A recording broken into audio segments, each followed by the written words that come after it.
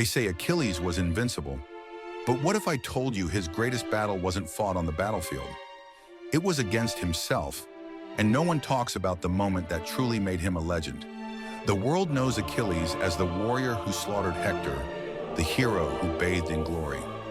But before that moment, there was a night where the rage inside him nearly consumed him entirely. It was the night Patroclus died, the night Achilles learned that his closest friend, maybe the only person he truly loved, had been cut down wearing his armor.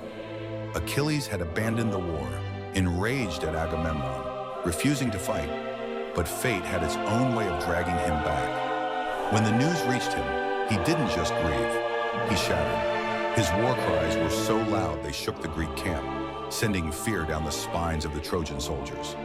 But his rage, that was something darker. Achilles didn't just want revenge, he wanted annihilation. That night he did something no Greek warrior dared. He stood alone on the battlefield, unarmed, and screamed Hector's name. The Trojans, battle-hardened killers, fled at the sight of him. No sword, no shield, just raw, untamed fury. Even the gods turned their gaze toward him. The next morning, Achilles rode into battle like a man possessed.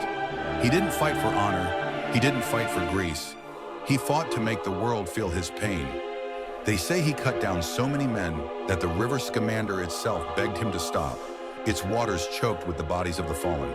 And when he finally reached Hector, there was no mercy.